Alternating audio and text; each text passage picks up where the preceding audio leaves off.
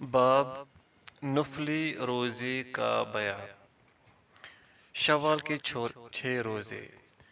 حضرت ابو ایوب رضی اللہ عنہ سے مروی ہے کہ رسول اللہ صلی اللہ علیہ وسلم نے فرمایا، جو شخص رمضان کے روزے رکھے پھر اس کے بعد 6 روزے شوال کے رکھے تو یہ عمل سارا سال روزے رکھنے کی مانند ہوگا۔ صحیح مسلم۔ سارے سال کے روزوں کی مانند اس لیے کہا گیا ہے کہ کیونکہ ایک نیکی کا بدلہ 10 گنا ہوتا ہے، لہذا رمضان کے روزے 10 ماہ کے برابر ہوئے اور 6 شوال کے 2 ماہ کے برابر ہوئے۔ جیسے کہ حضرت ثوبان رضی اللہ عنہ سے مروی ہے کہ رسول اللہ صلی اللہ علیہ وسلم نے فرمایا، جس نے عید الفطر کے بعد 6 روزے رکھے تو یہ پورے سال کے روزوں کی طرح ہوں گے، کیونکہ جس نے ایک نیکی کی اس کے لیے اس کی مثل 10 گنا اجر ہوگا۔ یہ روایت صحیح ہے۔ معلوم ہوا کہ ماہ شوال کے 6 روزے مستحب ہے، یہی اکثر علماء کی رائے ہے۔ نائل الاوتار۔ ابن قدامہ رحمۃ اللہ علیہ فرماتے ہیں، کثیر اہل علم کے نزدیک ماہ شوال کے 6 روزے مستحب ہے۔ کیا شوال کے 6 روزے رمضان کے فوراً بعد رکھنا ضروری ہے؟ یاد رہے کہ یہ 6 روزے شوال کی ابتدا میں، درمیان میں، آخر میں اور پے در پے یا الگ الگ ہر طرح جائز اور درست ہیں، کیونکہ ان تمام اشیاء کی تعین شارع علیہ السلام نے نہیں کی۔ نووی رحمۃ اللہ علیہ، ہمارے اصحاب نے کہا ہے کہ افضل یہ ہے کہ یہ 6 روزے عید الفطر کے بعد پے در پے رکھے جائے، لیکن اگر کوئی وقفے سے یہ روزے رکھے یا انہیں ماہ شوال کی ابتدا سے آخر تک مؤخر کر دے تو اسے بھی پے در پے روزے رکھنے کی فضیلت حاصل ہو جائے گی۔ شرح مسلم للنووی۔ صدیق حسن خان رحمۃ اللہ علیہ فرماتے ہیں، میں کہتا ہوں کہ حدیث کا ظاہر یہ ہے کہ ماہ شوال کے 6 روزے کفایت کر جاتے ہیں، خواہ شوال کی ابتدا میں رکھے جائے یا اس کے درمیان میں رکھے جائے یا اس کے آخر میں رکھے جائے۔ سعودی مستقل فتویٰ کمیٹی۔ عید الفطر کے متصل بعد شوال کے 6 روزے رکھنا لازم نہیں، بلکہ عید کے ایک روز بعد یا کچھ ایام کے بعد پے در پے یا الگ الگ حسب سہولت ماہ شوال میں رکھے جا سکتے ہیں۔ اس مسئلے میں حکم وسیع ہے اور یہ روزے فرض نہیں ہے بلکہ سنت ہے۔ ابن باز رحمۃ اللہ علیہ فرماتے ہیں، شوال کے 6 روزے سنت ہے اور رسول اللہ صلی اللہ علیہ وسلم سے ثابت ہے، اور یہ روزے پے در پے اور الگ الگ ہر طرح جائز ہے۔ فتویٰ اسلامیہ۔ ذوالحجہ کے پہلے 9 دنوں کے روزے اور ہر ماہ کی پہلی سوموار اور جمعرات کا روزہ۔ حضرت حنیدہ بن خالد سے روایت ہے کہ ازواج مطہرات میں سے ایک نے بیان کیا ہے کہ رسول اللہ صلی اللہ علیہ وسلم ذی الحجہ کے پہلے 9 روزے، یوم عاشوراء کا روزہ اور ہر ماہ 3 دن کے روزے رکھا کرتے تھے۔ 3 دن کے روزے ہر ماہ کی ابتدائی سوموار اور پہلے 2 جمعراتوں کے روزے ہیں۔ یہ روایت صحیح ہے۔ حضرت ابن عباس رضی اللہ عنہما سے مروی ہے کہ رسول اللہ صلی اللہ علیہ وسلم نے فرمایا، حضرت ابن عباس رضی اللہ عنہما سے روایت ہے کہ نبی صلی اللہ علیہ وسلم نے فرمایا، ان دنوں یعنی 10 ذی الحجہ کے دنوں کے نیک عمل سے زیادہ کسی دن کے عمل میں فضیلت نہیں۔ لوگوں نے پوچھا، اور جہاد میں بھی نہیں؟ آپ صلی اللہ علیہ وسلم نے فرمایا کہ ہاں، جہاد میں بھی نہیں، سوائے اس شخص کے جو اپنی جان و مال خطرہ میں ڈال کر نکلا اور ان میں سے کچھ بھی واپس نہ لایا، سب کچھ اللہ کی راہ میں قربان کر دیا۔ صحیح بخاری۔ یقیناً نیک اعمال میں روزہ بھی شامل ہے، لہذا اگر کوئی ان 9 دنوں میں روزے رکھتا ہے تو اسے باقی دنوں کے روزوں سے زیادہ اجر ملے گا۔ عشرہ ذی الحجہ افضل ہے یا رمضان کا آخری عشرہ؟ ابن تیمیہ رحمۃ اللہ علیہ فرماتے ہیں کسی نے سوال کیا کہ عشرہ ذی الحجہ اور ماہ رمضان کے آخری عشرے میں سے کون سا افضل ہے؟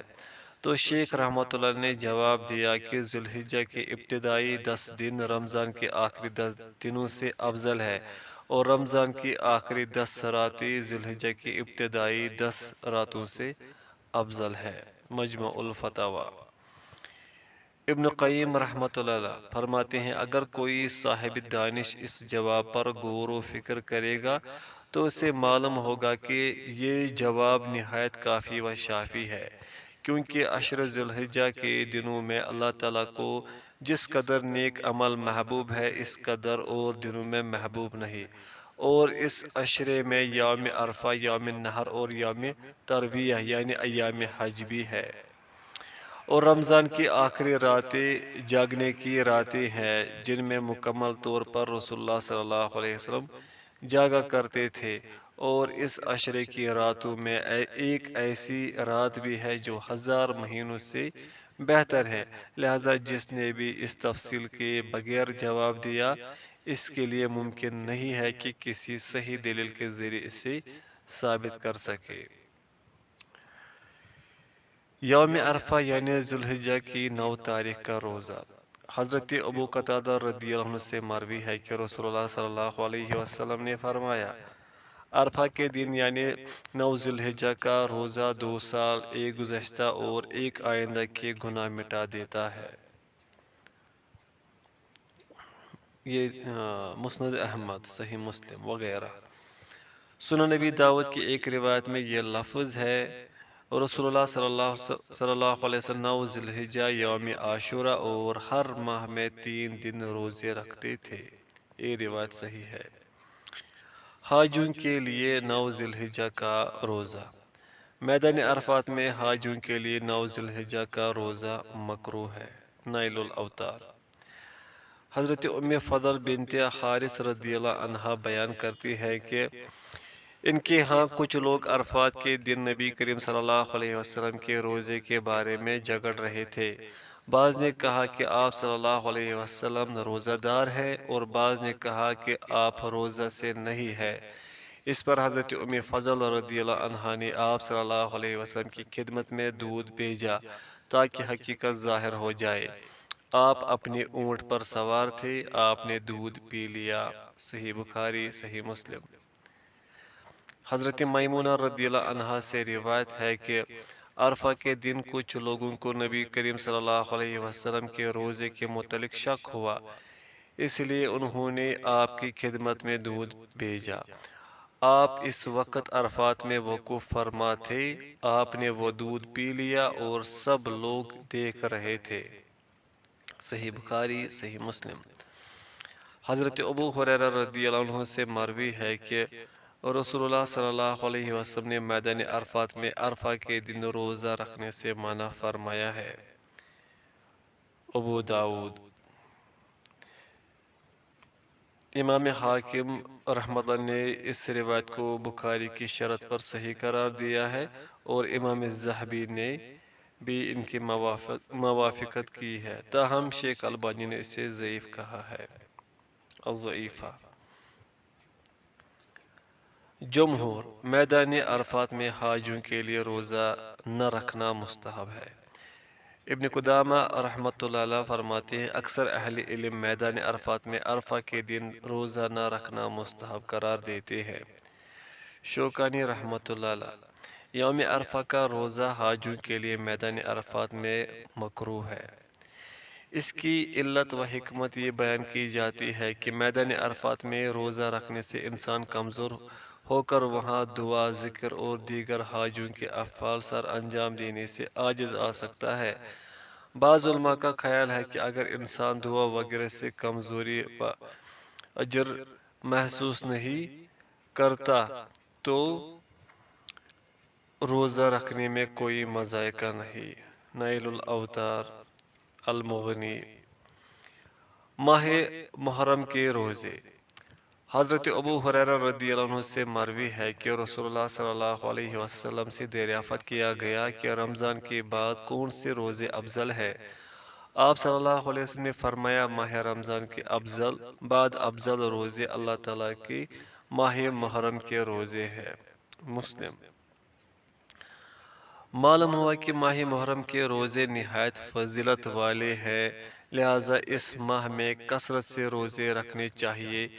البتہ یوم عاشورہ 10 محرم کا روزہ ان میں سب سے زیادہ موقع ہے، جیسے کہ حضرت عائشہ رضی اللہ عنہ فرماتی ہیں کہ یوم عاشورہ ایسا دن ہے کہ جاہلیت میں قریش اس کا روزہ رکھتے تھے اور رسول اللہ صلی اللہ علیہ وسلم بھی یہ روزہ رکھا کرتے تھے۔ پھر جب آپ مدینہ تشریف لائے تو یہ روزہ خود بھی رکھا اور لوگوں کو بھی اس کا حکم دیا۔ پھر جب رمضان فرض کر دیا گیا تو آپ نے فرمایا جو چاہے یہ روزہ رکھ لے اور جو چاہے چھوڑ دے۔ مسند احمد۔ یوم عاشورہ کا روزہ۔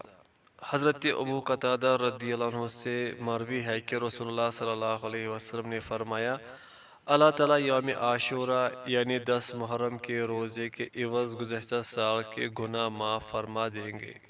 صحیح مسلم۔ ابن قدامہ رحمۃ اللہ علیہ یوم عاشورہ کا روزہ مستحب ہے۔ سعودی مستقل فتویٰ کمیٹی اور شیخ ابن باز رحمۃ اللہ علیہ انہوں نے یہی فتویٰ دیا ہے۔ یوم عاشورہ کے روزے کی ابتدا اور مقصد۔ حضرت ابن عباس رضی اللہ عنہما سے مروی ہے کہ نبی صلی اللہ علیہ وسلم مدینہ تشریف لائے تو آپ صلی اللہ علیہ وسلم نے یہود کو 10 محرم کا روزہ رکھتے ہوئے دیکھا۔ بس آپ صلی اللہ علیہ وسلم نے ان سے اس کا سبب معلوم کیا تو انہوں نے کہا یہ ایک اچھا دن ہے، اس میں اللہ تعالیٰ نے موسیٰ علیہ السلام اور بنی اسرائیل کو ان کے دشمن سے نجات دی تھی، اس لیے موسیٰ علیہ السلام نے یہ روزہ رکھا۔ آپ صلی اللہ علیہ وسلم نے فرمایا پھر موسیٰ علیہ السلام کہ ہم تم سے زیادہ مستحق ہیں، چنانچہ آپ صلی اللہ علیہ وسلم نے اس دن روزہ رکھا اور صحابہ رضی اللہ عنہم کو بھی اس کا حکم دیا۔ صحیح بخاری و صحیح مسلم۔ یوم عاشورہ کا روزہ 10 محرم کو یا 9 کو۔ حضرت ابن عباس رضی اللہ عنہما سے مروی ہے جب رسول اللہ صلی اللہ علیہ وسلم نے 10 محرم کا روزہ رکھا اور اس دن روزہ رکھنے کا حکم بھی دیا تو لوگوں نے کہا یقیناً یہود و نصارہ اس دن کی تعظیم کرتے ہیں اس لیے روزہ رکھتے ہیں۔ آپ صلی اللہ علیہ وسلم نے فرمایا آئندہ سال انشاءاللہ ہم 9 محرم کا روزہ رکھیں گے، لیکن آئندہ سال اس دن سے پہلے ہی آپ صلی اللہ علیہ وسلم وفات پا گئے۔ صحیح مسلم۔ ایک روایت میں یہ لفظ ہے کہ اگر میں آئندہ سال تک باقی رہا یعنی زندہ رہا تو ضرور 9 محرم کا روزہ رکھوں گا۔ صحیح مسلم۔ معلوم ہوا کہ رسول اللہ صلی اللہ علیہ وسلم 10 محرم کا روزہ رکھتے تھے، پھر آپ نے 9 محرم کو یہ روزہ رکھنے کا ارادہ فرمایا، لہذا یوم عاشورہ سے مراد 10 محرم ہی ہوا۔ جمہور یوم عاشورہ سے مراد 10 محرم ہی ہے۔ حضرت سعید بن مسیب، حضرت حسن بصری، امام مالک، امام احمد، امام اسحاق رحمہم اللہ اور دیگر بیشتر علماء اسی کے قائل ہیں۔ نائل الاوطار۔ ابن عباس رضی اللہ عنہما فرماتے ہیں یوم عاشورہ سے مراد 9 محرم ہے۔ صحیح مسلم۔ ایک روایت میں ہے کہ 9 اور 10 محرم کا روزہ رکھو اور یہود کی مخالفت کرو۔ بیہقی۔ شیخ احمد عبد الرحمن البنا نے اس موقوف روایت کی سند کو صحیح کہا ہے۔ اس روایت کی وجہ سے امام شوکانی رحمۃ اللہ فرماتے ہیں کہ جو شخص 10 محرم کا روزہ رکھنا چاہتا ہے اس کے لیے مناسب ہے کہ وہ 9 محرم کا بھی روزہ رکھ لے۔ علاوہ ازیں جس روایت میں ہے کہ نبی صلی اللہ علیہ وسلم نے فرمایا یوم عاشورہ کا روزہ رکھ کے یہود کی مخالفت کرو اور اس سے پہلے ایک دن یعنی 9 محرم یا اس کے بعد ایک دن یعنی 11 محرم کا روزہ رکھو، وہ ضعیف ہے۔ مسند احمد۔ اس کی سند میں ابن ابی لیلہ اور داؤد بن علی دونوں راوی ضعیف ہے۔ راجہ زیادہ احتیاط اسی میں ہے کہ 9 اور 10 محرم دونوں کا روزہ رکھا جائے، جیسا کہ گزشتہ حضرت ابن عباس رضی اللہ عنہما کی صحیح موقوف روایت میں موجود ہے۔ لیکن اگر کوئی صرف 9 محرم کا روزہ رکھنا چاہے تو درست ہے، کیونکہ رسول اللہ صلی اللہ علیہ وسلم نے اسی خواہش کا اظہار کیا تھا۔ ابن حجر رحمۃ اللہ علیہ فرماتے ہیں، بعض اہل علم کے بقول صحیح مسلم میں مروی حدیث کہ آئندہ سال میں زندہ رہا تو 9 محرم کا روزہ ضرور رکھوں گا کے 2 مفہوم ہو سکتے ہیں۔ ایک تو یہ کہ آپ صلی اللہ علیہ وسلم کی مراد یہ تھی کہ یوم عاشورہ کے روزے کے لیے 10 کے بجائے 9 کا روزہ مقرر کر دیا جائے، اور دوسرا یہ کہ آپ صلی اللہ علیہ وسلم 10 کے ساتھ 9 کا روزہ بھی مقرر فرمانا چاہتے تھے، مگر آپ صلی اللہ علیہ وسلم کسی صورت کی متعین کرنے سے پہلے وفات پا گئے، لہذا احتیاط کا تقاضا یہی ہے کہ 9 اور 10 دونوں کا روزہ رکھا جائے۔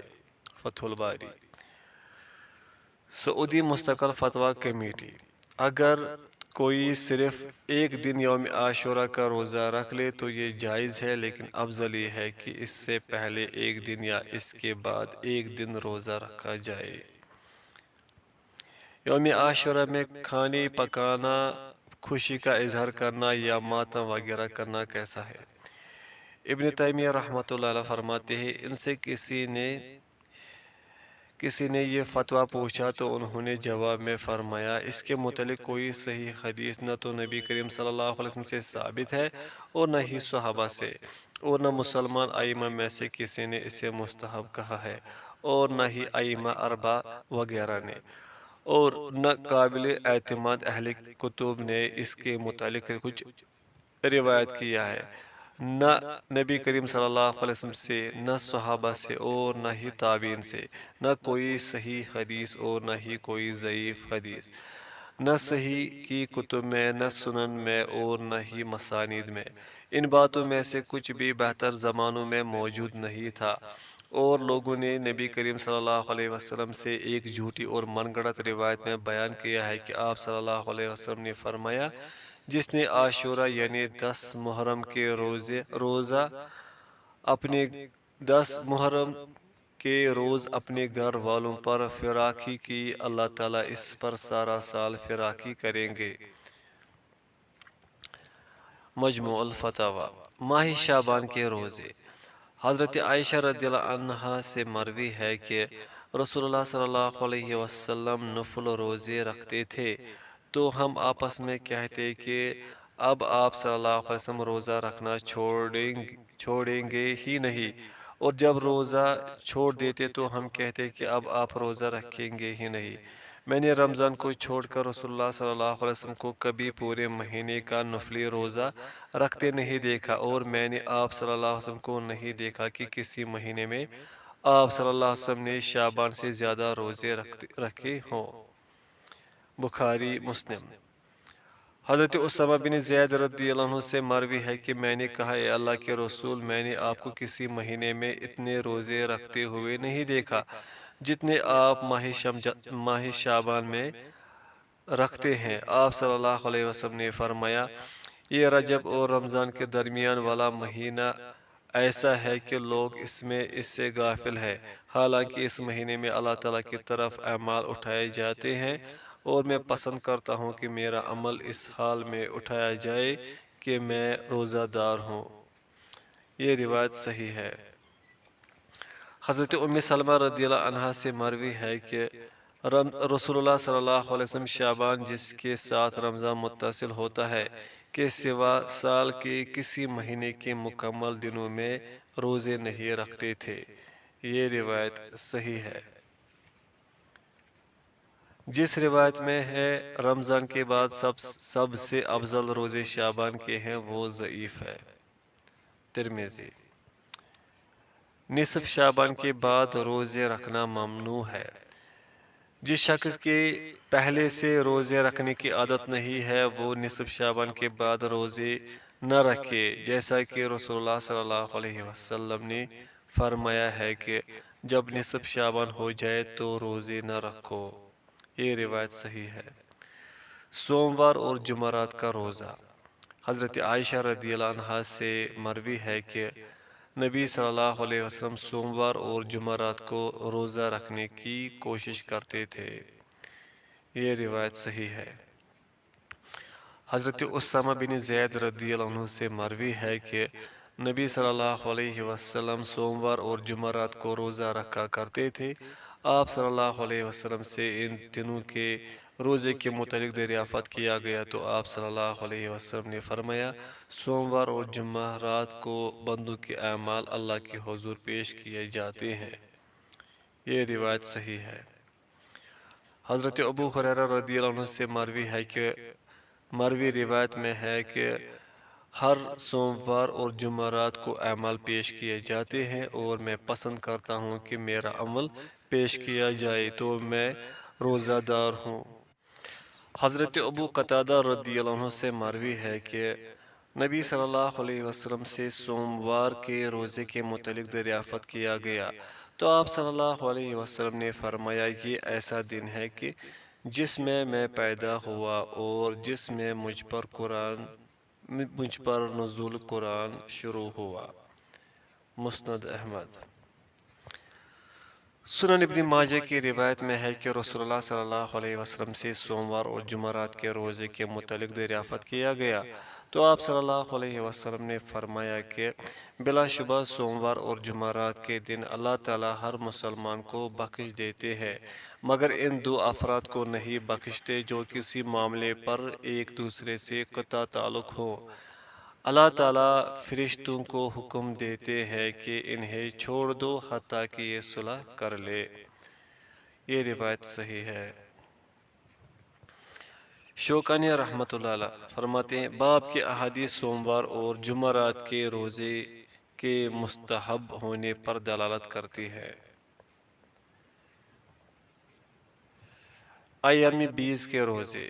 حضرت ملحان قیسی رضی اللہ عنہ سے مروی ہے کہ رسول اللہ صلی اللہ علیہ وسلم ہمیں ایام 20 یعنی چاند کی 13، 14 اور 15 تاریخ کو روزہ رکھنے کا حکم دیتے تھے اور فرماتے تھے کہ یہ ہمیشہ کے روزوں کی مانند ہے۔ یہ روایت صحیح ہے۔ حضرت ابن عباس رضی اللہ عنہما سے مروی ہے کہ رسول اللہ صلی اللہ علیہ وسلم ایام 20 کے روزے نہ تو حضر میں چھوڑتے تھے اور نہ سفر میں۔ یہ روایت حسن ہے۔ حضرت عبداللہ بن مسعود رضی اللہ عنہ سے روایت ہے کہ رسول اللہ صلی اللہ علیہ وسلم ہر ماہ کے 3 روشن ایام یعنی چاند کی 13، 14 اور 15 تاریخ میں روزہ رکھا کرتے تھے۔ یہ روایت حسن ہے۔ حضرت ابو ذر رضی اللہ عنہ سے مروی ہے کہ رسول اللہ صلی اللہ علیہ وسلم نے فرمایا، اے ابو ذر، جب تو مہینے میں 3 روزے رکھے تو چاند کی 13، 14 اور 15 تاریخ کو روزے رکھ۔ یہ روایت حسن صحیح ہے۔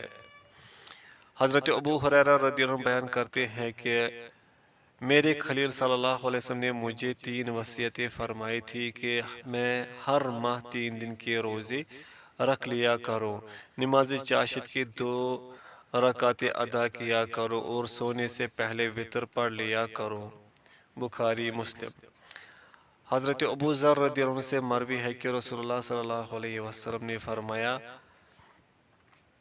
جس نے ہر ماہ 3 روزے رکھے تو یہ ہمیشہ کے روزوں کی مانند ہوں گی، اور اللہ تعالیٰ نے اس کی تصدیق اپنی کتاب میں نازل فرمائی ہے کہ جو ایک نیکی لائے گا اس کے لیے اس کے 10 گنا اجر ہوگا، یعنی ایک دن 10 دنوں کے برابر ہے۔ یہ روایت صحیح ہے۔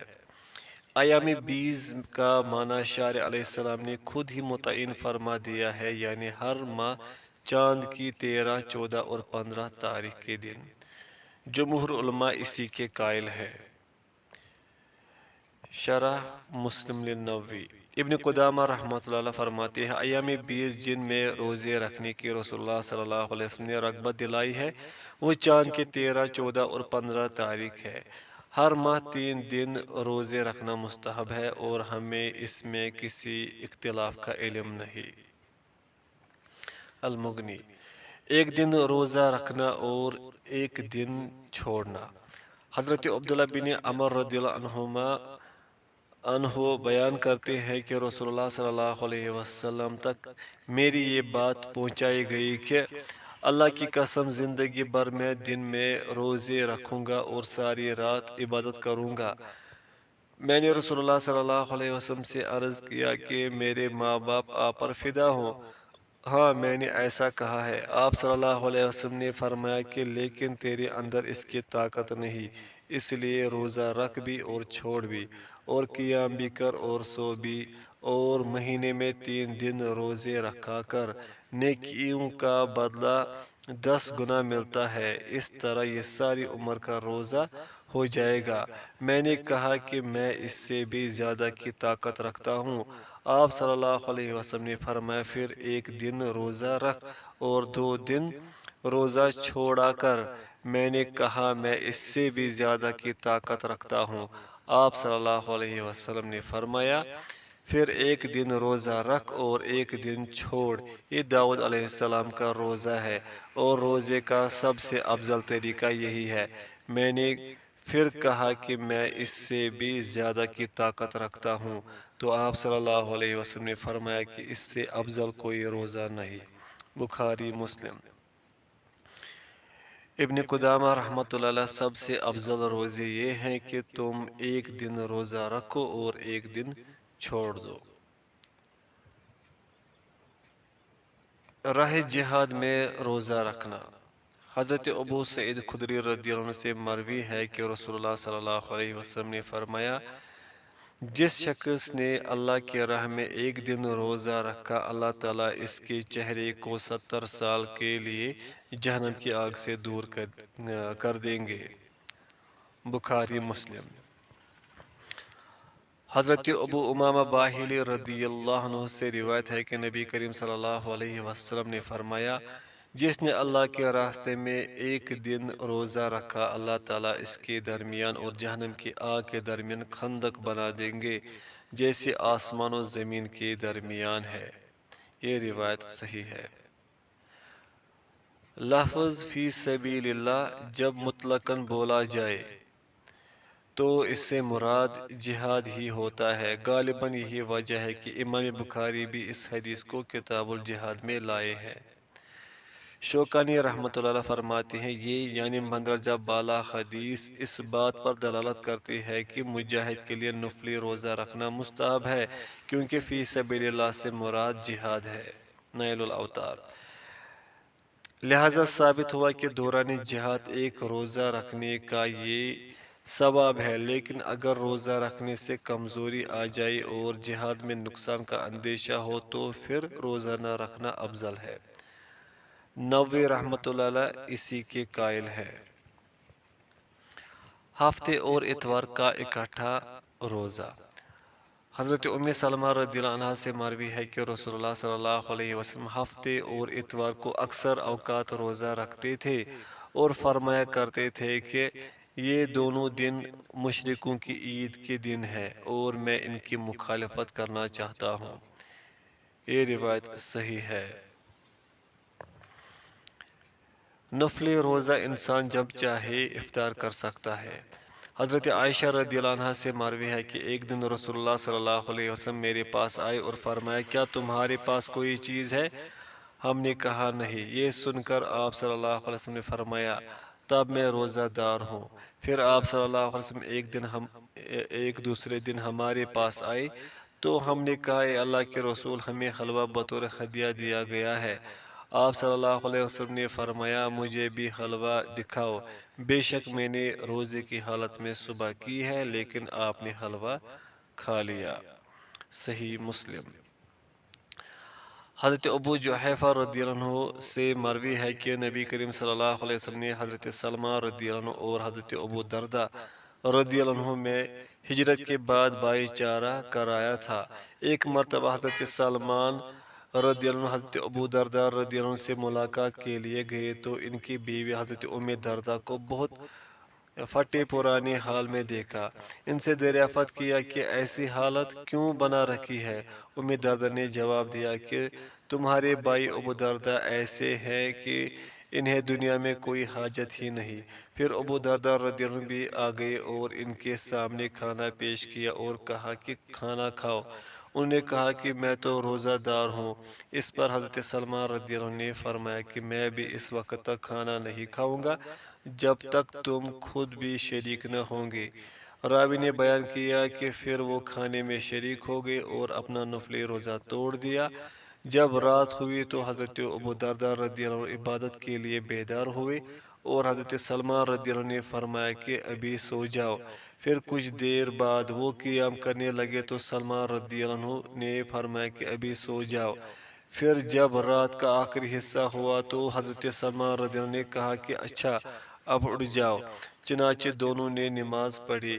اس کے بعد حضرت سلمان رضی اللہ عنہ نے فرمایا تمہارے رب کا تم پر حق ہے، تمہاری جان کا تم پر حق ہے اور تمہاری بیوی کا بھی تم پر حق ہے، لہذا ہر حق والے کو اس کا حق ادا کرو۔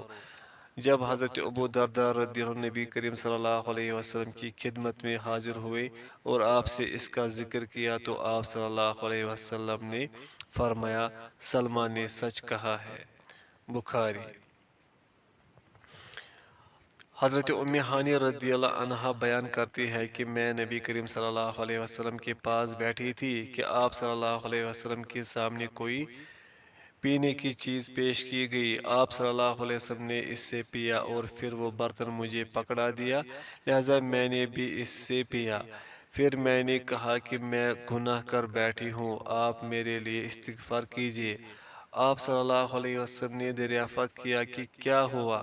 انہوں نے کہا میں روزہ دار تھی اور میں نے آپ کا جھوٹا پانی پینے کے لیے روزہ توڑ دیا ہے۔ آپ صلی اللہ علیہ وسلم نے فرمایا کہ کیا تم کسی روزے کی قضا دے رہی تھی؟ انہوں نے کہا کہ نہیں۔ تو آپ صلی اللہ علیہ وسلم نے فرمایا کہ پھر کوئی حرج نہیں۔ ایک روایت میں ہے کہ آپ صلی اللہ علیہ وسلم نے فرمایا اگر یہ نفل روزہ تھا تو کوئی حرج نہیں۔ یہ روایت صحیح ہے۔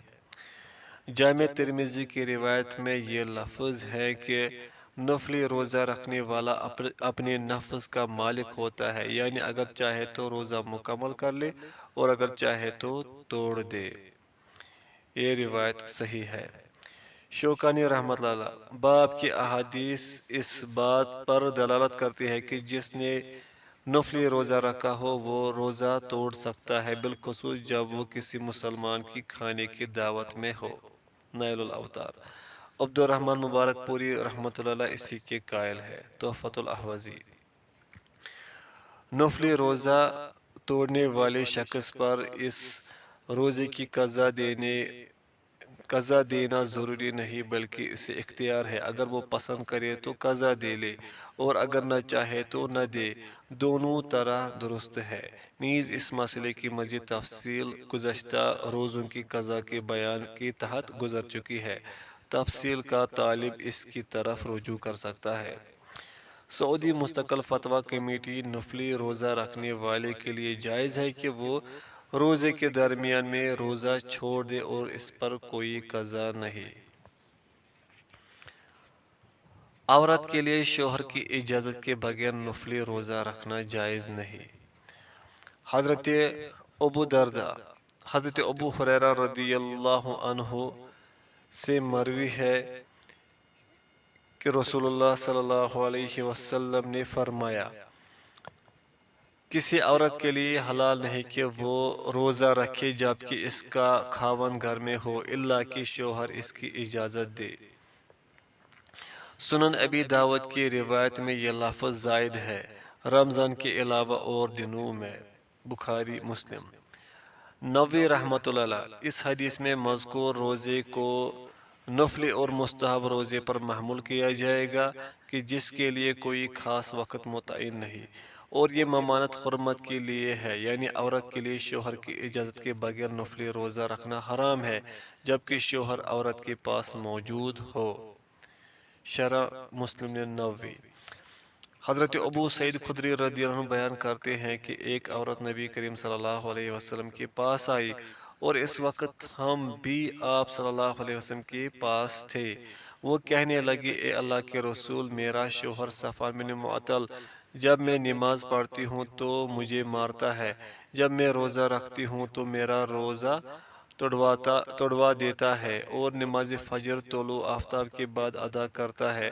راوی نے بیان کیا کہ صفوان بھی آپ صلی اللہ علیہ وسلم کے پاس موجود تھا۔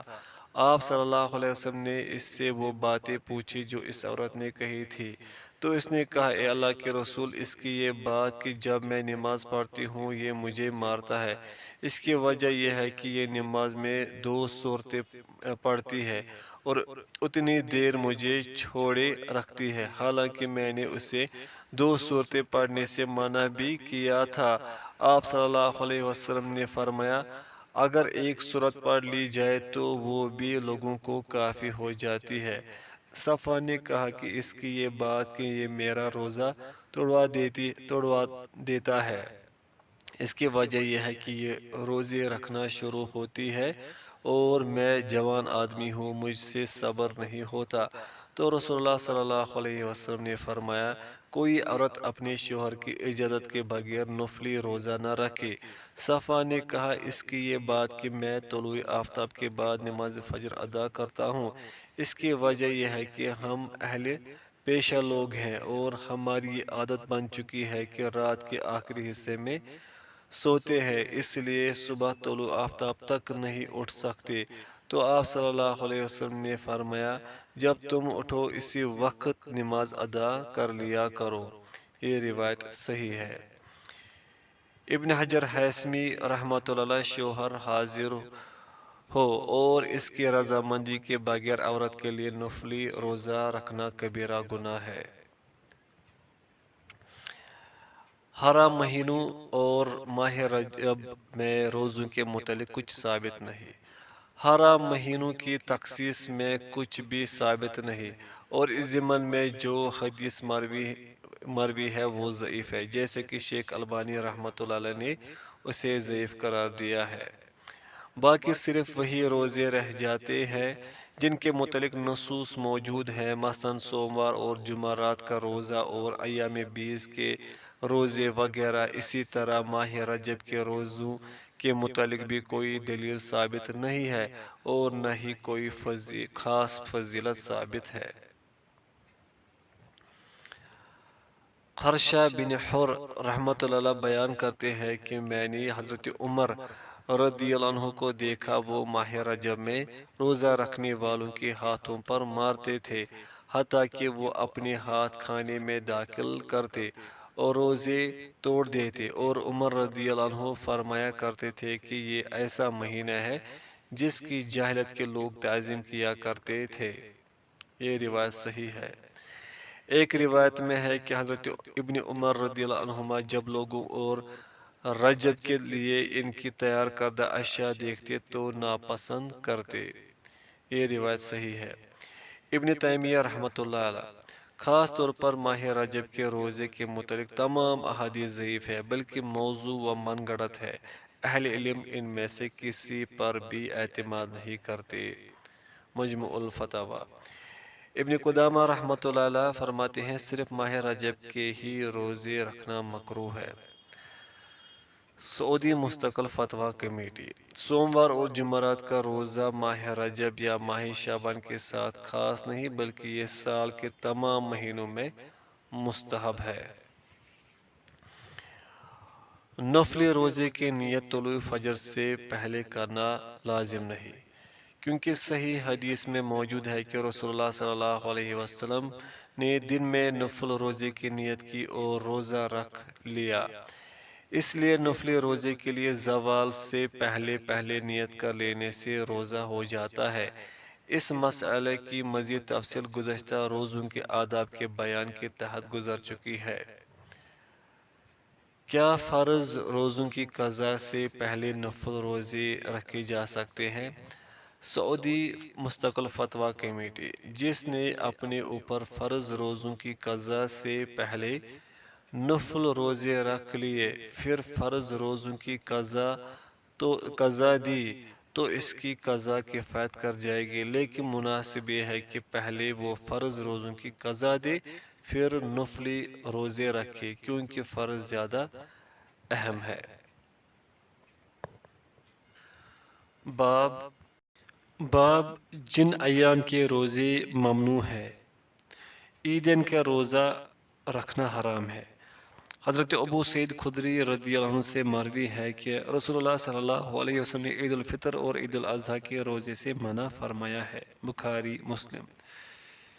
ابن اظہر کے غلام ابو عبید نے بیان کیا کہ میں عید کے دن حضرت عمر بن خطاب رضی اللہ عنہ کی خدمت میں حاضر تھا۔ آپ رضی اللہ عنہ نے فرمایا، یہ دو دن ایسے ہیں جن کے روزوں سے رسول اللہ صلی اللہ علیہ وسلم نے منع فرمایا ہے، ماہ رمضان کے روزوں کے بعد افطار کا دن یعنی عید الفطر کا دن، اور دوسرا دن وہ جس میں تم اپنی قربانی کا گوشت کھاتی ہو یعنی عید الاضحیٰ کا دن۔ بخاری مسلم۔ حضرت ابو ہریرہ رضی اللہ عنہ سے مروی ہے کہ دو روزوں سے منع کیا گیا ہے، عید الفطر اور عید الاضحیٰ کے روزے سے۔ بخاری مسلم۔ ایک روایت میں یہ لفظ ہے کہ رسول اللہ صلی اللہ علیہ وسلم نے فرمایا، عید الفطر اور عید الاضحیٰ کے دونوں میں روزہ رکھنا جائز نہیں۔ بخاری۔ نووی رحمۃ اللہ فرماتے ہیں، علماء نے اجماع کیا ہے کہ ہر حال میں ان دونوں دنوں کا روزہ حرام ہے، خواہ انسان ان دنوں میں نظر کا روزہ رکھے یا نفلی روزہ رکھے یا کفارے کا روزہ رکھے یا اس کے علاوہ کوئی اور روزہ رکھے۔ ابن قدامہ رحمہ اللہ، اہل علم نے اجماع کیا ہے کہ عیدین کے دونوں دنوں میں روزہ رکھنا ممنوع و حرام ہے، خواہ نفلی روزہ ہو، نظر کا ہو، قضا کا ہو یا کفارے کا ہو۔ ابن حجر حیثمی رحمۃ اللہ فرماتے ہیں، عیدین کے دنوں میں روزہ رکھنا کبیرہ گناہ ہے۔ جمہور علماء، عیدین کے دنوں میں روزے کی نظر منعقد نہیں ہوتی اور نہ ہی اس کی قضا لازم ہے۔ المغنی، نائل الاوتار وغیرہ۔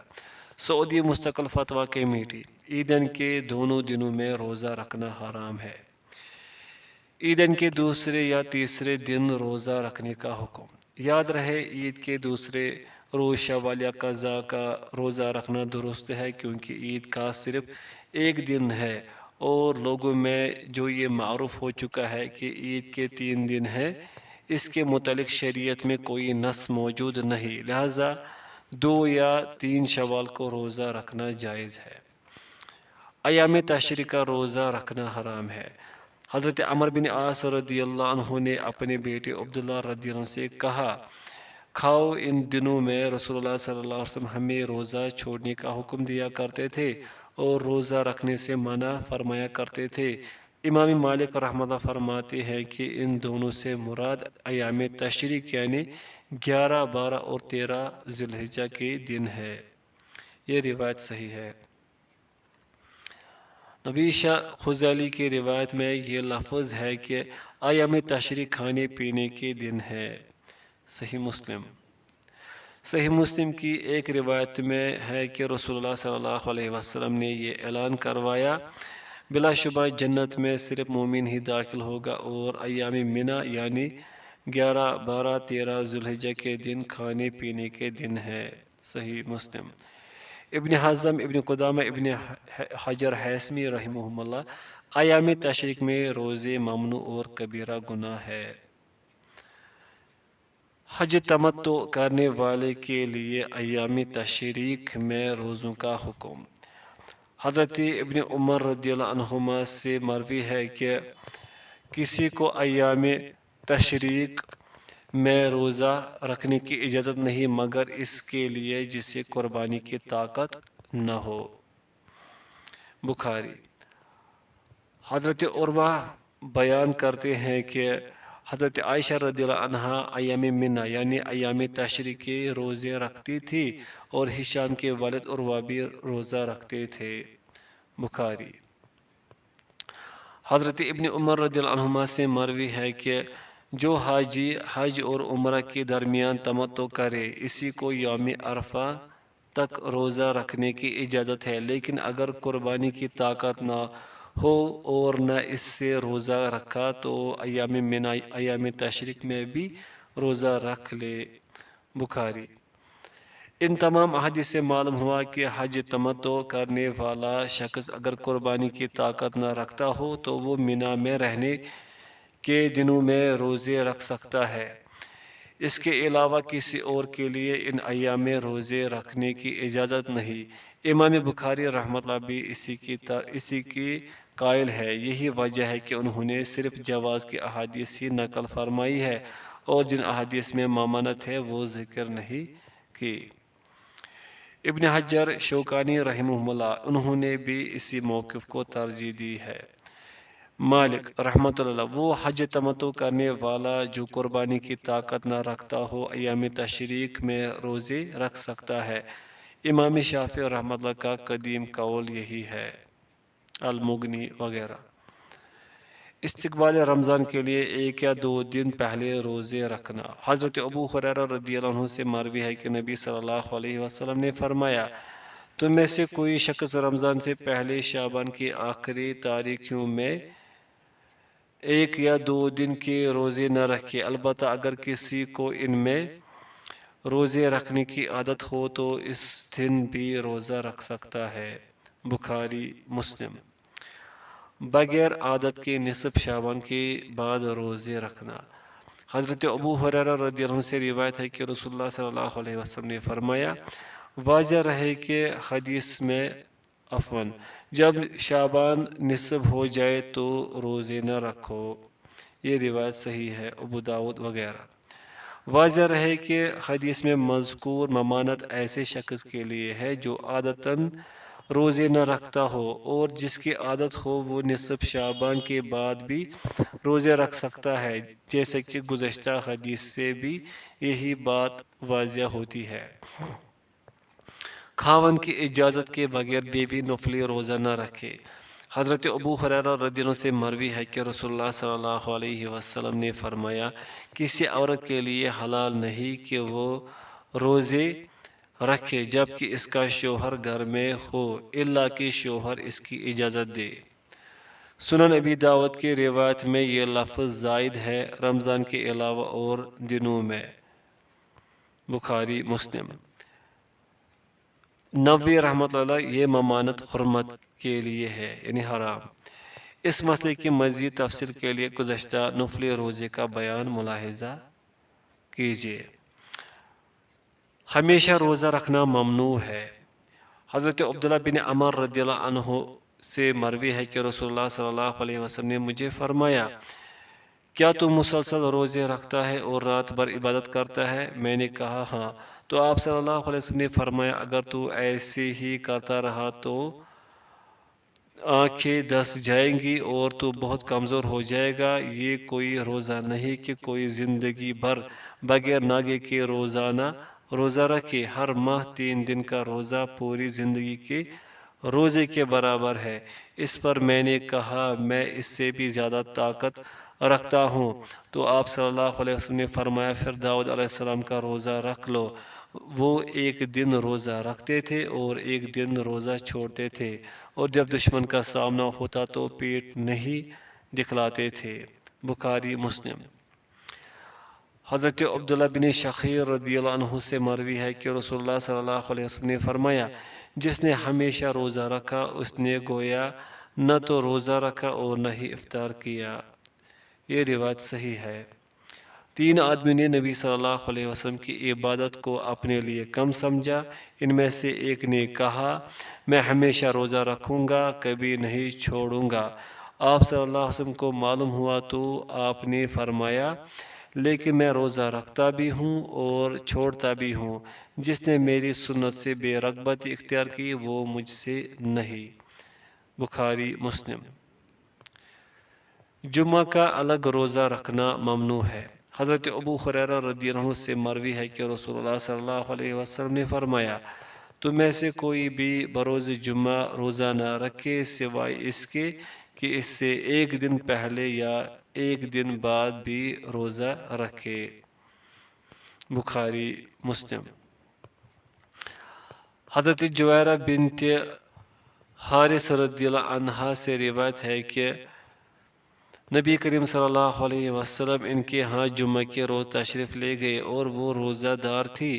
آپ نے دریافت کیا کہ کل کے دن بھی تم نے روزہ رکھا تھا؟ انہوں نے کہا کہ نہیں۔ پھر آپ صلی اللہ علیہ وسلم نے دریافت کیا کہ کیا آئندہ کل روزہ رکھنے کا ارادہ ہے؟ انہوں نے جواب دیا کہ نہیں۔ تو آپ صلی اللہ علیہ وسلم نے فرمایا پھر روزہ توڑ دو۔ بخاری۔ ایک روایت میں ہے کہ رسول اللہ صلی اللہ علیہ وسلم نے فرمایا دوسرے دنوں میں جمعہ کا دن روزے کے لیے خاص نہ کرو الا کہ جمعہ کا دن ایسے دن میں آ جائے کہ اس میں تم میں سے کوئی پہلے سے ہی روزہ رکھتا ہو۔ مسلم۔ ترمذی رحمۃ اللہ علیہ۔ اہل علم کا اسی پر عمل ہے، وہ ناپسند کرتے ہیں کہ آدمی جمعہ کے دن کو روزہ کے لیے خاص کر لے اور نہ اس سے پہلے روزہ رکھے اور نہ اس کے بعد۔ نیز امام احمد رحمۃ اللہ اور امام اسحاق رحمہ اللہ بھی اسی کے قائل ہے۔ ابن قدامہ رحمۃ اللہ فرماتے ہیں اکیلے جمعہ کے دن روزہ رکھنا مکروہ ہے، ہاں اگر یہ دن کسی کے ان دنوں میں آ جائے جن میں وہ پہلے سے روزے رکھتا چلا آ رہا ہے، مثلا وہ ایک دن روزہ رکھتا ہے اور ایک دن روزہ چھوڑتا ہے وغیرہ، تو پھر درست ہے۔ جمہور۔ ان احادیث میں بروز جمعہ روزے کی ممانعت تحریمی نہیں بلکہ تنزیہی ہے۔ المجموع۔ بعض لوگوں کا یہ بھی کہنا ہے کہ جمعہ کا دن روزے کے لیے مختص کرنا اس لیے ممنوع ہے کیونکہ جمعہ کے دن کو عید کہا گیا ہے، جیسے کہ حدیث میں ہے کہ جمعہ کا دن تمہاری عید کا دن ہے۔ مسند احمد۔ ایک اور روایت میں قیس بن سکن بیان کرتے ہیں کہ عبداللہ بن مسعود رضی اللہ عنہ کے ساتھیوں میں سے کچھ لوگ حضرت ابو ذر رضی اللہ عنہ کے پاس سے گزرے اور وہ روزہ دار تھے، تو حضرت ابو ذر رضی اللہ عنہ نے کہا کہ میں تم پر قسم ڈالتا ہوں ضرور روزہ توڑ دو کیونکہ یہ عید کا دن ہے۔ یہ روایت صحیح ہے اور عید کے دن روزہ رکھنا بالاتفاق ناجائز ہے، تاہم جمعہ اور عید میں اتنا فرق ضرور ہے کہ عید کے دن بہر صورت روزہ رکھنا ممنوع ہے، جبکہ جمعہ کے دن کے ساتھ ایک دن پہلے یا بعد میں روزہ رکھنے سے اس دن روزہ رکھنا جائز ہو جاتا ہے۔ فرض روزے کے علاوہ صرف ہفتے کا روزہ رکھنا ممنوع ہے۔ حضرت سما بنت بصر رضی اللہ عنہا سے مروی ہے کہ رسول اللہ صلی اللہ علیہ وسلم نے فرمایا ہفتے کے دن روزہ نہ رکھو سوائے فرض روزے کے، پس اگر تم میں سے کوئی انگور کا چھلکا یا کسی درخت کا تنکا پائے تو چاہیے کہ ہفتے کا روزہ توڑنے کے لیے اسی کو کھا لے۔ یہ روایت صحیح ہے۔ ابن قدامہ رحمہ اللہ اکیلے ہفتے کا روزہ رکھنا مکروہ ہے۔ واضح رہے کہ ممانعت صرف اس صورت میں ہے کہ جب اکیلے ہفتے کا روزہ رکھا جائے، لیکن جب اس کے ساتھ ایک اور روزہ ملا لیا جائے تو جائز ہے۔ المغنی۔ ابن خزیمہ احمد۔ مشکوک دن کا روزہ رکھنا۔ حضرت عمار بن یاسر رضی اللہ عنہ سے مروی ہے کہ جس نے مشکوک دن میں روزہ رکھا اس نے ابو القاسم صلی اللہ علیہ وسلم کی نافرمانی کی۔ بخاری تعلیقاً۔ معلوم ہوا کہ ماہ شعبان کی 29 تاریخ کو اگر یہ شک ہو جائے کہ آیا چاند نظر آیا ہے یا نہیں تو اس دن روزہ رکھنا ممنوع ہے اور رسول اللہ صلی اللہ علیہ وسلم کی نافرمانی ہے۔ روزے میں وصال کرنا حرام ہے اور اس کی تفصیل گزشتہ روزہ دار کے لیے حرام افعال کا بیان کے تحت گزر چکی ہے۔ باب نماز تراویح کا بیان۔ نماز تراویح کی فضیلت۔ حضرت ابو ہریرہ رضی اللہ عنہ سے مروی ہے کہ رسول اللہ صلی اللہ علیہ وسلم بالجزم حکم تو نہیں دیتے تھے، البتہ قیام رمضان کی ترغیب دلایا کرتے تھے اور فرماتے تھے جس نے حالت ایمان میں اور اجر و ثواب کی غرض سے قیام رمضان میں شرکت کی اس کے گزشتہ گناہ معاف کر دیے جائیں گے۔ ترمذی۔ نووی رحمۃ اللہ علیہ اس حدیث میں قیام رمضان سے مراد نماز تراویح ہے اور اس کے استحباب پر علماء کا اتفاق ہے، یعنی سنت۔ شوکانی رحمۃ اللہ علیہ فرماتے ہیں یہ حدیث قیام رمضان یعنی نماز تراویح کی فضیلت و استحباب پر دلالت کرتی ہے۔ نماز تراویح گھر میں افضل ہے یا مسجد میں جماعت کے ساتھ؟ بلا شبہ نماز تراویح مسجد میں با جماعت ہی افضل ہے، کیونکہ سنت نبوی سے یہی عمل ثابت ہے۔ بعد ازاں آپ صلی اللہ علیہ وسلم نے فرض ہو جانے کے اندیشے سے اسے ترک کر دیا تھا، لیکن آپ صلی اللہ علیہ وسلم کی وفات کے بعد جب یہ اندیشہ نہ رہا تو حضرت عمر رضی اللہ عنہ نے لوگوں کو ایک امام کے پیچھے جمع کر دیا۔ اس کے دلائل حسب ذیل ہے۔ نمبر فرسٹ، حضرت عائشہ رضی اللہ عنہا سے مروی ہے کہ رسول اللہ صلی اللہ علیہ وسلم نے ایک رات مسجد میں نماز پڑھائی، صحابہ نے بھی آپ کے ساتھ یہ نماز ادا کی۔ دوسری رات آپ نے یہ نماز پڑھائی تو نمازیوں کی تعداد بہت زیادہ بڑھ گئی۔ تیسری یا چوتھی رات تو یہ تعداد ایک بڑے اجتماع کی صورت اختیار کر گئی، لیکن نبی صلی اللہ علیہ وسلم اس رات نماز پڑھانے کے لیے تشریف نہ لائے۔ صبح کے وقت آپ نے فرمایا، جتنی بڑی تعداد میں تم لوگ جمع ہو گئے تھے میں نے اسے دیکھا، لیکن یہ خدشہ میرے باہر آنے کے لیے رکاوٹ بنا رہا کہ کہیں یہ نماز تم پر فرض نہ کر دی جائے اور پھر تم اس کی ادائیگی سے عاجز آ جاؤ۔ چنانچہ نبی کریم صلی اللہ علیہ وسلم کی وفات ہوئی تو یہی کیفیت تھی۔ بخاری مسلم۔ پوائنٹ سیکنڈ، حضرت عبد الرحمن بن عبد القاری رحمہ اللہ فرماتے ہیں کہ میں رمضان کی ایک رات حضرت عمر رضی اللہ عنہ کے ساتھ مسجد میں گیا۔ سب لوگ متفرق اور منتشر تھے، کوئی اکیلا نماز پڑھ رہا تھا اور کوئی کسی کے پیچھے کھڑا تھا۔ یہ دیکھ کر حضرت عمر رضی اللہ عنہ نے فرمایا، میرا خیال ہے کہ اگر میں تمام لوگوں کو ایک قاری کے پیچھے جمع کر دوں تو زیادہ مناسب ہوگا۔ چنانچہ انہوں نے اسی عزم و ارادے کے ساتھ حضرت ابی بن کعب رضی اللہ عنہ کو ان کا امام مقرر کر دیا۔ حضرت عبد الرحمن رحمہ اللہ کہتے ہیں کہ پھر ایک رات جب میں حضرت عمر رضی اللہ عنہ کے ساتھ نکلا تو دیکھا کہ لوگ اپنے امام کے پیچھے نماز تراویح پڑھ رہے ہیں، تو حضرت عمر رضی اللہ عنہ نے فرمایا، نعم البدعۃ ھذہ، یہ نیا طریقہ بہتر اور مناسب ہے، اور رات کا وہ حصہ جس میں یہ لوگ سو جاتے ہیں اس حصے سے بہتر ہے جس میں یہ نماز پڑھ رہے ہیں۔ آپ رضی اللہ عنہ کی مراد رات کے آخری حصے کی فضیلت سے تھی، کیونکہ لوگ یہ نماز رات کے شروع میں ہی پڑھ لیتے تھے۔ صحیح بخاری۔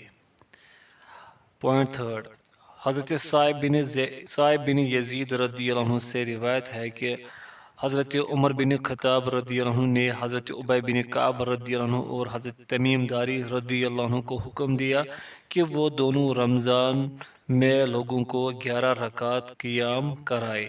چنانچہ امام ایک رکعت میں معین صورتیں جن کی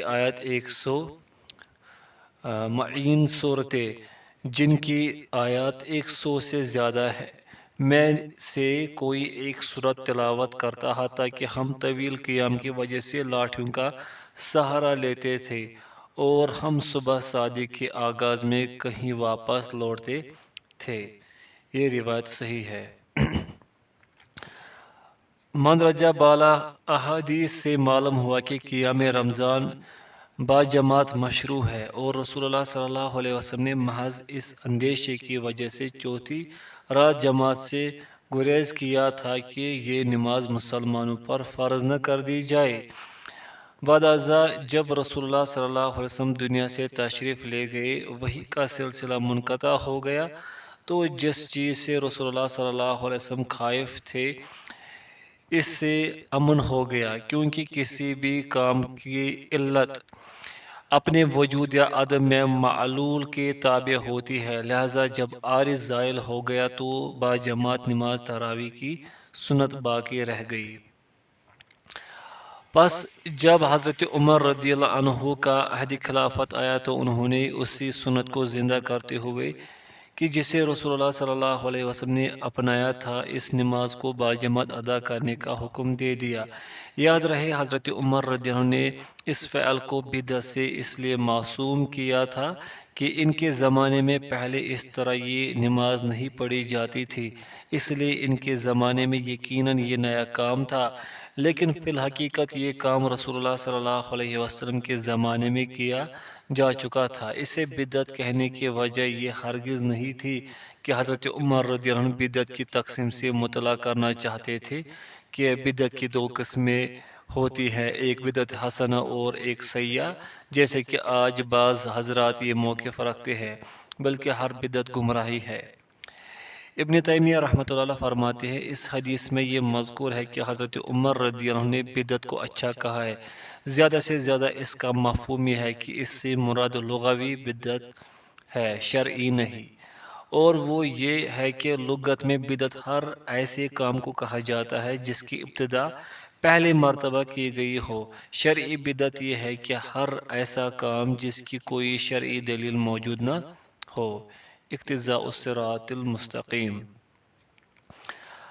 عورتیں بھی مسجد میں حاضر ہو کر باجماعت تراویح میں شرکت کر سکتی ہے۔ حضرت ابو ذر رضی اللہ عنہ سے مروی ہے کہ ہم نے رسول اللہ صلی اللہ علیہ وسلم کے ساتھ روزے رکھے، آپ نے ہمیں نماز تراویح نہیں پڑھائی حتیٰ کہ ماہ رمضان کے صرف 7 دن باقی رہ گئے۔ پھر آپ نے 1/3 رات گزر جانے کے بعد 23ویں رات کو تراویح پڑھائی، پھر 24ویں رات کو آپ نے تراویح نہیں پڑھائی، اور 25ویں رات جب نصف گزر گئی تو آپ نے ہمیں تراویح پڑھائی۔ ہم نے کہا، اے اللہ کے رسول، اگر آپ ہمیں اس رات کے باقی حصے میں بھی تراویح پڑھائے تو بہتر ہے۔ آپ نے فرمایا، جس نے امام کے ساتھ اس کے فارغ ہونے تک نماز تراویح ادا کی، یعنی باجماعت نماز تراویح کا اہتمام کیا، اس کے لیے ساری رات کے قیام کا اجر لکھا جائے گا۔ پھر آپ صلی اللہ علیہ وسلم نے ہمیں تراویح نہیں پڑھائی حتیٰ کہ ماہ رمضان کے صرف 3 دن باقی رہ گئے۔ پھر آپ صلی اللہ علیہ وسلم نے ہمیں 27ویں رات کو تراویح پڑھائی، اور اس میں اپنے گھر والوں اور اپنی بیویوں کو بھی شریک کیا۔ آپ صلی اللہ علیہ وسلم نے ہمیں اتنی دیر قیام کرایا کہ ہمیں فلاح کے ختم ہونے کا خوف لاحق ہو گیا۔ میں یعنی جبیر بن نفیر نے کہا کہ یہ فلاح کیا ہے؟ تو حضرت ابو ذر رضی اللہ عنہ نے بیان کیا کہ اس سے مراد سحری ہے۔ یہ روایت صحیح ہے۔ اس حدیث میں محل شاہد یہ ہے کہ رسول اللہ صلی اللہ علیہ وسلم نے جب تیسری مرتبہ نماز تراویح پڑھائی تو اپنی بیویوں کو بھی تراویح کی جماعت میں شریک کیا۔ اس سے معلوم ہوا کہ اگر عورتیں مسجد میں جا کر باجماعت نماز تراویح پڑھنا چاہے تو اس میں کوئی حرج نہیں۔ نماز تراویح کا وقت۔ نماز تراویح کا وقت عشاء کے بعد سے لے کر طلوع فجر تک ہے، جیسے کہ حضرت عائشہ رضی اللہ عنہ بیان کرتی ہیں کہ رسول اللہ صلی اللہ علیہ وسلم نماز عشاء سے فارغ ہونے کے بعد فجر تک 11 رکعت نماز ادا فرماتے، ہر 2 رکعت کے بعد سلام پھیرتے اور پھر آخر میں 1 رکعت وتر ادا فرماتے۔ صحیح مسلم۔ تاہم افضل وقت رات کا آخری حصہ ہے، جیسا کہ ایک حدیث میں ہے کہ رسول اللہ صلی اللہ علیہ وسلم نے فرمایا، بلا شبہ رات کے آخری حصے کی نماز میں فرشتوں کو حاضر کیا جاتا ہے اور وہی افضل ہے۔ صحیح مسلم۔ ابن حزم رحمۃ اللہ علیہ اسی کے قائل ہیں۔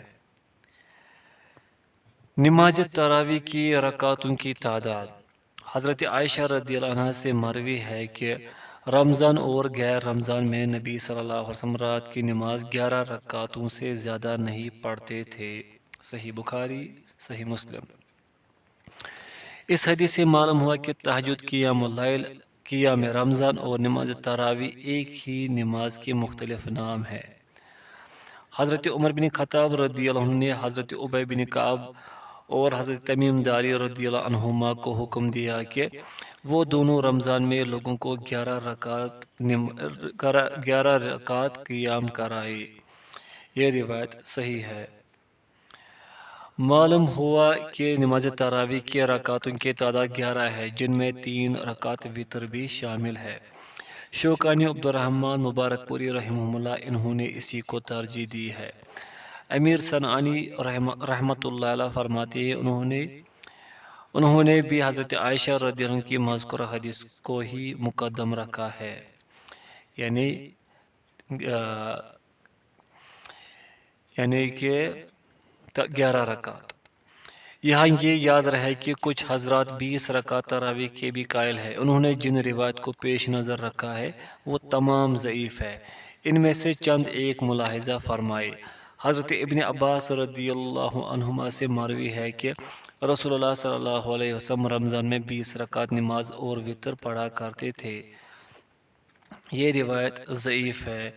حافظ ابن حجر رحمۃ اللہ نے اس حدیث کو ضعیف کہا ہے۔ فتح الباری امام زیلی نے بھی اسے ضعیف کہا ہے۔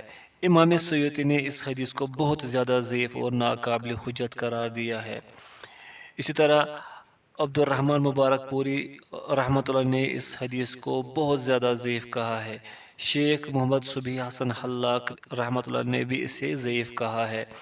اس کی سند میں ابو شیبہ ابراہیم بن عثمان راوی ہے، جسے امام احمد، امام ابن معین، امام بخاری، امام مسلم، امام ابو داود، امام ترمذی، امام نسائی رحمہم اللہ اجمعین اور دیگر علماء نے ضعیف کہا ہے۔ حضرت یزید بن رومان سے مروی ہے کہ حضرت عمر رضی اللہ عنہ کے زمانے میں لوگ رمضان میں 23 رکعت قیام کرتے تھے۔ سنن بہقی کی ایک روایت میں ہے کہ حضرت عمر رضی اللہ عنہ نے حضرت ابی اور تمیم داری رضی اللہ عنہما کو حکم دیا کہ وہ لوگوں کو 20 رکعت تراویح پڑھائے۔ یہ روایت بھی ضعیف ہے۔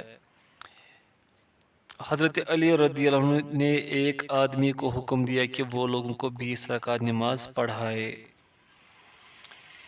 یہ بھی ضعیف ہے۔ یاد رہے کہ 20 رکعت تراویح کے اس بات میں پیش کی جانے والی تمام روایت ضعیف ہیں۔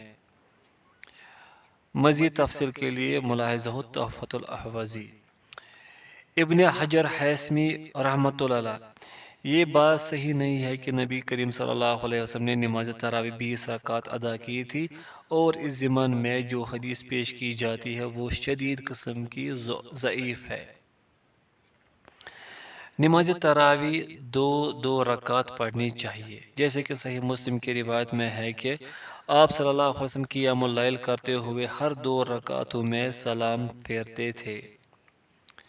صحیح مسلم۔ حضرت ابن عمر رضی اللہ عنہما سے مروی ہے کہ رسول اللہ صلی اللہ علیہ وسلم نے فرمایا، رات کی نماز 2 رکعت کی صورت میں پڑھی جائے۔ بخاری مسلم۔ قیام رمضان میں قرآن سے دیکھ کر قرات۔ صحیح بخاری میں ہے کہ حضرت عائشہ رضی اللہ عنہ کا غلام ذکوان مصحف یعنی قرآن سے دیکھ کر ان کی امامت کرایا کرتا تھا۔ صحیح بخاری۔ شیخ ابن باز رحمۃ اللہ علیہ، قیام رمضان میں قرآن سے دیکھ کر قرات کرنے میں کوئی حرج نہیں، جیسے کہ صحیح بخاری میں مذکور ہے کہ حضرت عائشہ رضی اللہ عنہ کا غلام ذکوان مصحف سے دیکھ کر پڑھتا یعنی امامت کراتا تھا۔ فتویٰ اسلامیہ۔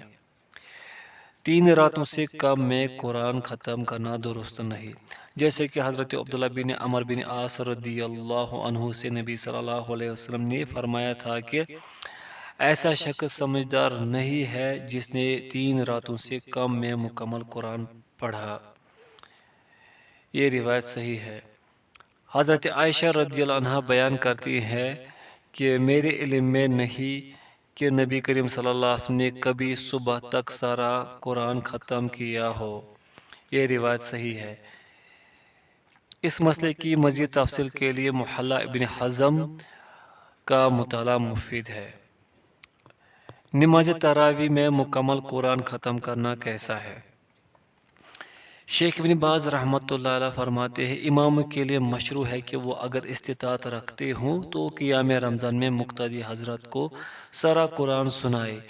امام ہر رات وہ آیات اور صورت تلاوت کرے جو پچھلی رات پڑھی گئی آیات و سور کے بعد والی ہے، یہاں تک کہ امام کے پیچھے والی نمازی اپنے رب تعالیٰ کی کتاب مسلسل اسی ترتیب سے سن لے جو مصحف میں ہے۔